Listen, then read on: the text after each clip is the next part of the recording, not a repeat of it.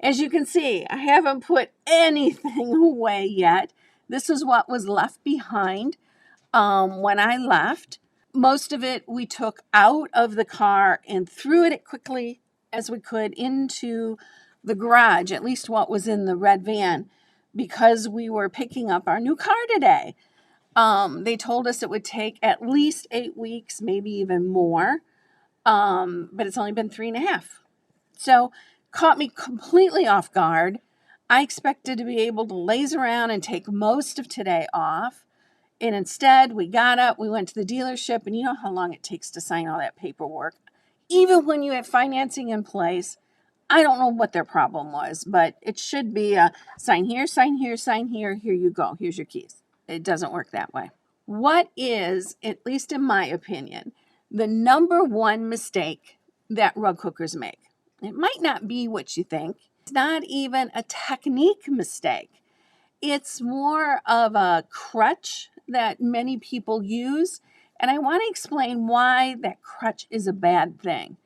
And that crutch is finding a hooked rug and then trying to duplicate that hooked rug when you're hooking. It almost never works successfully. And let me tell you why. You are never going to have the same wool collection that the original rug hooker had. So what'll happen is you'll try to optimize and match that color, and then match that color, and then match that color, and everything is going to be slightly off. And then when you put it all together in a giant big package, it also doesn't work because it was never meant to work that way, because you were matching the individual colors. That's the main reason why it won't work. I think you can do much better, okay? Even if you've never color planned a rug before in your life. You need a couple of things. You need a good palette of wool, and that palette is going to be in your unique personal colors. There's a certain turquoise that you prefer over other turquoises. There's a certain red that you prefer that is better than other reds. There's a certain green that you are sort of drawn to. And that might not be exactly what was used in your example photograph, right? So put together your palette of your preferred colors and then do a value study. And a value study is a way of determining where the darks and where the lights go. It's no colored pencils here. It's simply a black Sharpie and a pencil, or a black Sharpie and a silver Sharpie, or a gray marker if you've got a fancy marker set. And you color in light, medium, and dark, and where you want the light, medium, and darks to go. And you will uncover what you don't like. You will find that you don't like the dark next to the light on this particular part of the rug, on this particular motif. You will also discover what you do like, because there will be certain combinations that sort of resonate with you. And then what you need to do is to take those value studies, cutting out the motif parts that you like, and putting all your favorites together to get a final version. Just a pro tip here, it's also good then to Xerox that once you've done, so that what you have when you're working with your rug is not a bunch of taped together things. It's one continuous sheet of paper, and that'll work a little bit better for you. So once you have your value study and once you have your palette, it's just a matter of, is it light, medium, or dark? And then you go to your palette and you pick your color. You are making one decision at a time, not a whole bunch at the same time. So it's going to make that color planning process a whole lot easier for you. And if you want to learn more about color planning, you can do that at howtorughook.com/courses. And there you can see all the courses that I have available. And you can sign up for the practical color planning for rug hookers, which is the topic we're talking about right now. Now that I've teased you with what I think is the number one mistake, I am going to do several more videos of what I think are mistakes in rug cooking. I've been telling you and teaching you for years now what are the things you should do, but what are the mistakes you're making? So in the comments, can you leave me your opinion on what you think is the biggest rug cooker mistake? It might be something I haven't thought of, and so you'll be helping me out there. Let me tell you a little bit about Sauter Village. It was so nice to finally meet so many people who watch my video shows on the internet, or who come to the hook-ins and whose faces I recognize. But it was so sweet to see everybody in person. Is 7 days, well, 8 if you count the day before, is 8 days too much rug cooking fun? And I think it is because I was exhausted. I'm always tired when I come home, but holy cow, I am so tired. And today I didn't get a rest because we had to do the car thing. Just a reminder, tomorrow is Wednesday, so tomorrow is the live hook-in. What you do, the simplest way to join me is to go to my website at cindygayRugCooking.com and to click on the image or the link that is right there at the top of the page. And that will be for the Wednesday hook-in. The Wednesday hook-in is a Zoom event. So if you don't have Zoom installed on your system, you'll have to install that. And quite frankly, if you're struggling and you can't quite figure that out, feel free to give me a call. My phone number's all over the website. Give me a call and I'll walk you through it. It's easier than you think. What you do is you install the app and then you shut it. And you never, ever, ever, ever open it again.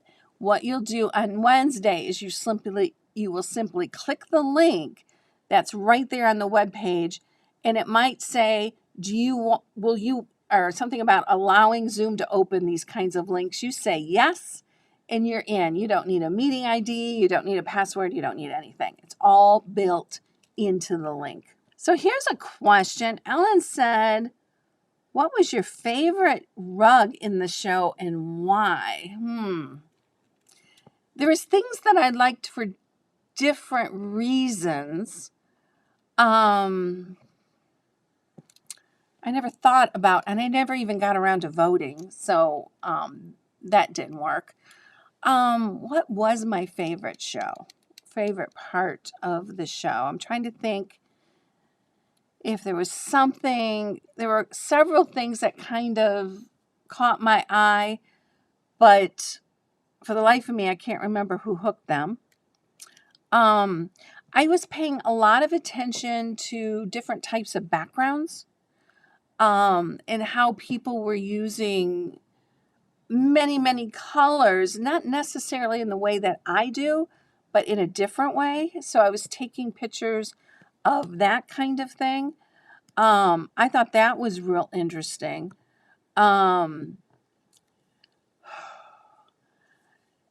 There was, trying to think, okay, let's go think about, one of the things that I thought was very interesting was that they did a special, I'm going to get this artist name wrong. There was a special display of David, I'm trying to think how it's spelled, Galchut, I think. And Michelle Maccarelli was teaching his patterns.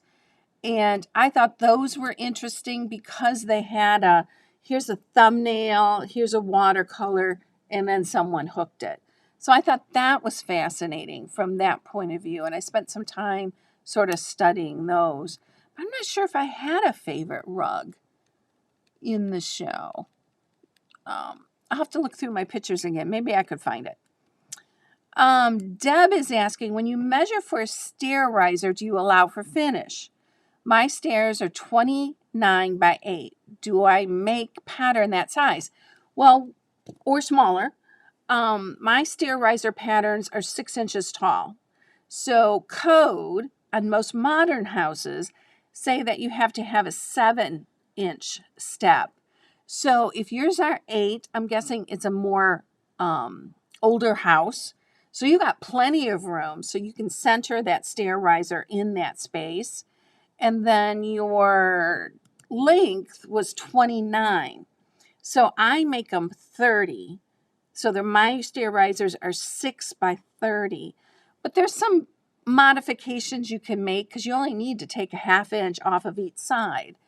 I don't allow for finish because I use a finish that I call the invisible finish, and it doesn't add anything to the outside edge. And you can find instructions on how to do the invisible finish for sure inside the rug hooking journey in the basics course and in the section for all the different finishes. It's for sure there. There might be a video titled that on YouTube. Not 100% sure. But for sure, it's inside the rug hooking journey in the basics class.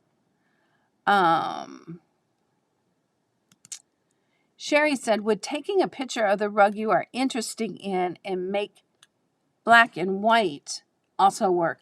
For sure, because a lot of times what you are attracted to is the value placement. And I've heard some people say, I like this rug better than that one, but those are my colors. And what they're probably responding to is the value placement. So yeah, that could help. But I really think that if you start fresh and do it your own and go through the steps inside the course of the practical color planning course, you will find the best way for you to hook that rug. Okay? And I think you can probably even make it better than any example you could find to copy.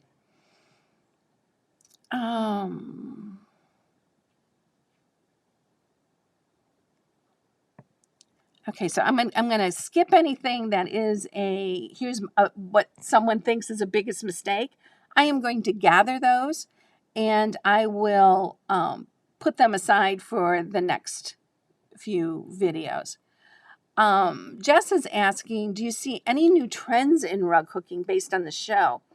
I'm seeing a lot more yarn being used. I'm seeing people not afraid to hook like political messages, that type of thing. And it might be because there was a call for rugs for, what was it, the 100th anniversary of women's right to vote. So there was some of that going on. Other trends. Backgrounds are no longer a single color. That's something I've been doing for a long time, but that's becoming more and more of a thing. They're not a single wool, you know. If it's a plaid, it's going to be several plaids. If it's a solid, it's going to be many, many, many solids, that type of thing. So that's a lot of things. I got a visitor. So that's something. Oh, not on the keyboard. Not on the keyboard. Not on the keyboard. God knows what the keyboard. Well, she turned on the lights, so I can't see you guys. There we go. So that's something. She's never been up here before. So we've got a different setup to keep the dogs out of this area, and she's exploiting that. So, where was I? Trends based on the show.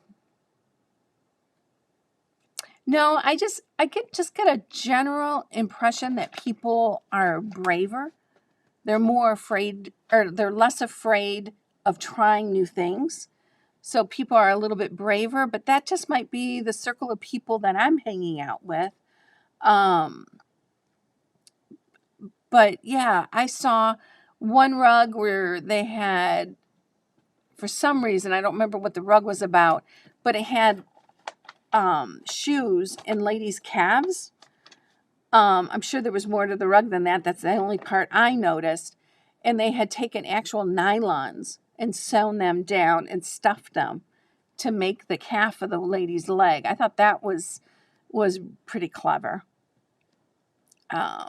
Jess is saying, it seems like rug hooking is experiencing some of the explosion in new things similar to the way quilting did in the early 2000s.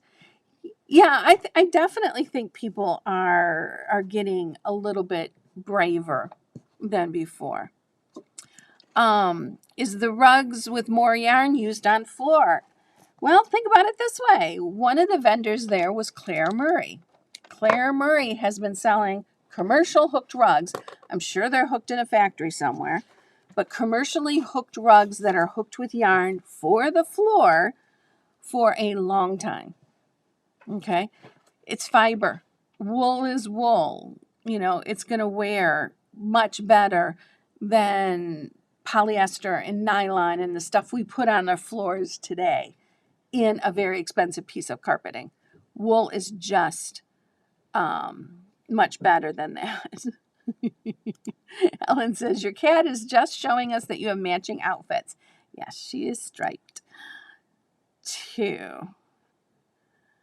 Okay, so it looks like BJ is still having some trouble with something. I'm not sure what. Okay.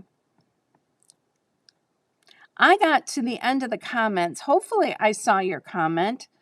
Debbie is saying that the Queen Anne rose is too long and not tall enough.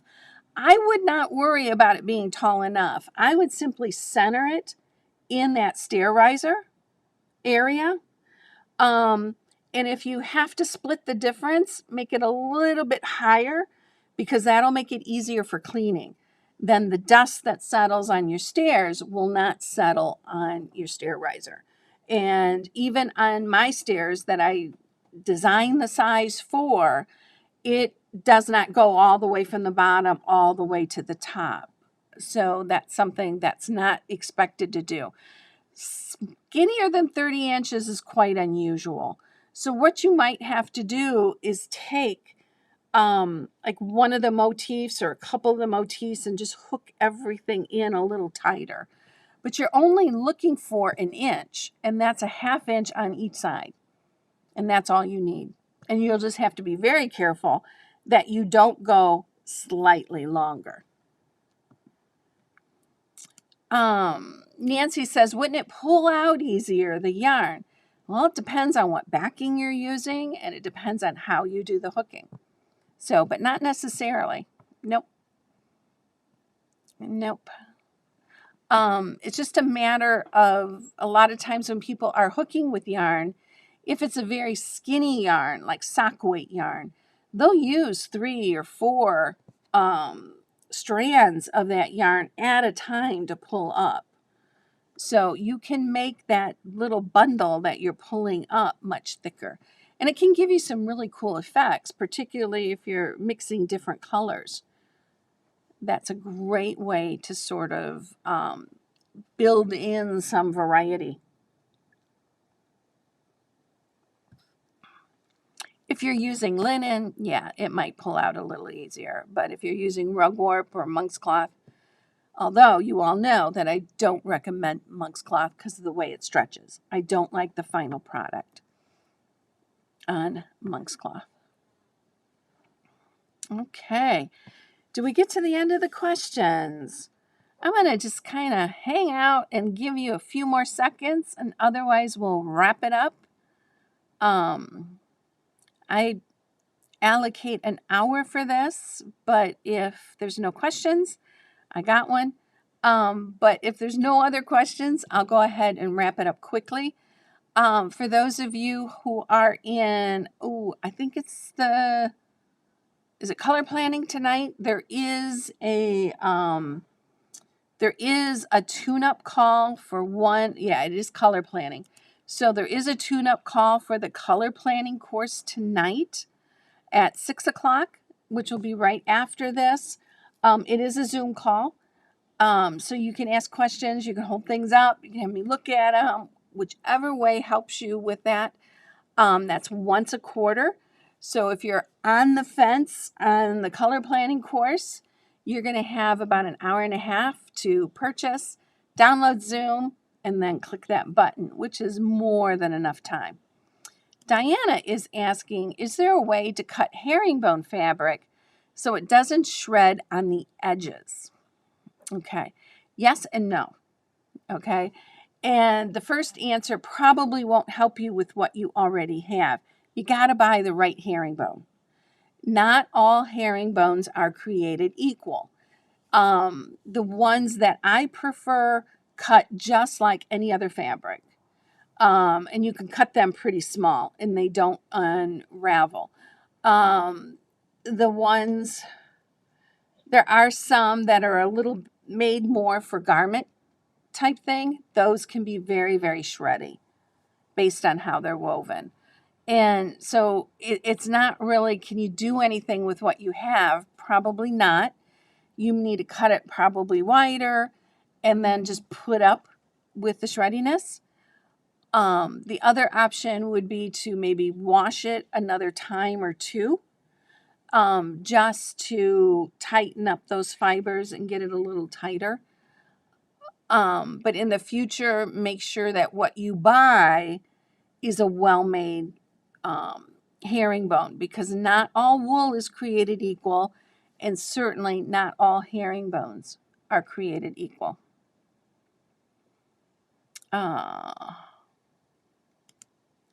Jane said, I found stair riser in the rug warp got a little wider. 1/2 inch. Whew, that's a lot. Like for 6 inches, likely because I packed it. Well, yeah, if you're a severe packer and if you hook slightly outside the line, and what that means is when you pull up that loop, you should be able to look down and see that black line. If you can't see the black line on the outside edge, you are not far enough in. So it should be 6 inches or 6 1/8, usually at the most is what it grows. It does. I've never really seen it grow a 1/2 inch, unless there is some extreme packing going on. And then just spread those loops out and get a little bit looser with it. Okay, that would be the best bet on that. Okay, I am not seeing any more questions. Thank you so much for being here. If you are a member of the Practical Color Planning course, the only thing you need to do is to go to the dashboard, and all good things live in the dashboard, right? Go to the dashboard where you can actually also access this lesson every week and see your replays if you're a member of the Rug Cooking Journey. But if you're a member of the Practical Color Planning course, you're going to see the notice in the sidebar for today's meeting at 6 o'clock, and the Zoom link is going to be right there. So you don't need to hunt for an email. You don't need to do anything. Simply go to that sidebar and click on that Zoom link, and I'll see you there at 6 p.m. That's it for now. Thanks, everybody, and I'll see you later.